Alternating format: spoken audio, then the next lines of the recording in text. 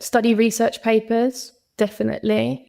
I think creative thinking, you can learn so much from someone else's research, new ideas, and you can absorb it how you want to.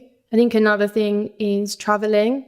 I don't think so much of just traveling to a random city in Europe. I think it needs to be very considered and with a goal. I think a great place to start is the Biennale, whether you go for the art year or the architecture year, just to be immersed in creativity. I don't think creativity, just because you work in design or architecture, is just looking at a building. It can be looking at light, art, concepts, and all the different creative fields, fashion, it can all feed into more ideas, textiles, materials, sustainability, things like that. Where do you get your inspiration from? You're proud of a few things then. Where do I get? I think I try as hard as I can. It's really easy to get fixated on just get up, go to work, go home, do a bit of exercise, have dinner. I purposely try to slow down and just look around, like look for those things that, it's so cliche, like spark joy. I love that person. Yeah. I'm totally into that person, whatever her name is. Marie Kondo. Yes. I literally, I'm so obsessed. Yeah, me too. I think I binge watched that Netflix show in record timing. But it's just appreciating life. Yeah, and it is. yeah, you can draw inspiration from those things. So I'd say day to day, that's the biggest thing, definitely. Yeah, no, that's cool. So what are you working on now, or just finished, or just about to start? That's really exciting. Working on so many different ones. How many are you working on at once? I think I'm on about 5 at the moment. They're all at different stages. More of them are like pitch, mid-tender stage. I have 2 that are going to site very soon. So I'll probably talk about one going to site quite soon. It's an incredible building, 40 Leadenhall. Oh, lovely. Yeah, absolutely. It's stunning. And I got brought onto the project quite late. It was all designed by BDG. So quite often we'll take things from stage 3, stage 4. That does mean that some design work or enhancements or development is required. We have a separate part of the business that does the more technical construction stuff and brings it to life. But when they needed design to help enhance, I was lucky enough that I got put onto the project.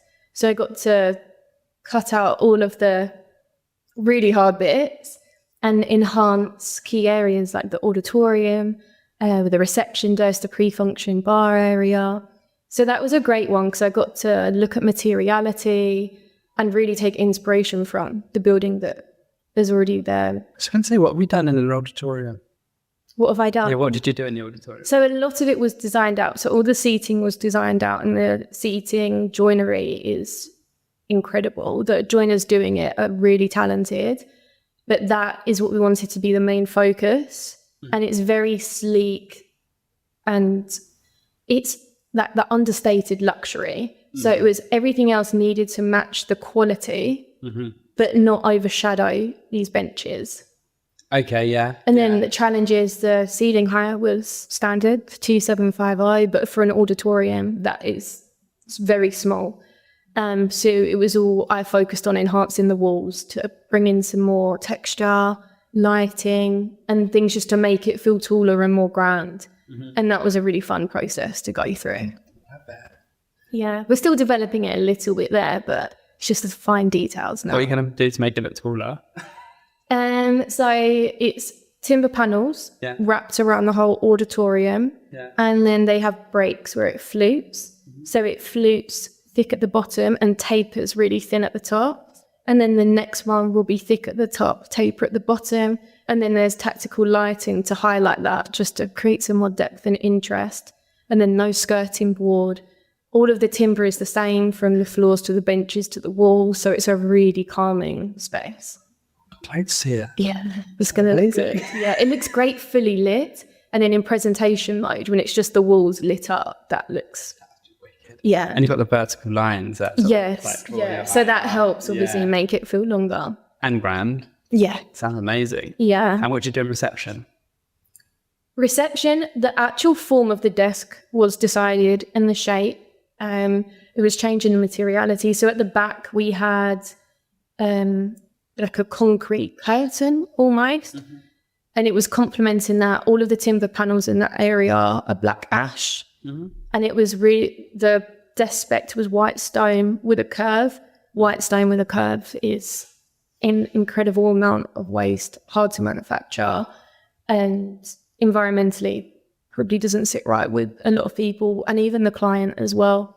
So we just changed out the materiality. We've brought through the black timber, done just a black stone top, but it's very sleek. They're going to just work off iPad. So in terms of all the bits that people don't love, like power, it's got minimal, or it's actually got no power to the reception desk. There's just a credenza behind. It's all hidden power.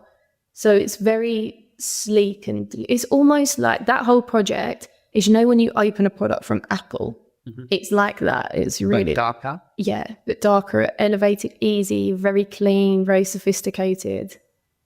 Yeah, that's a nice one.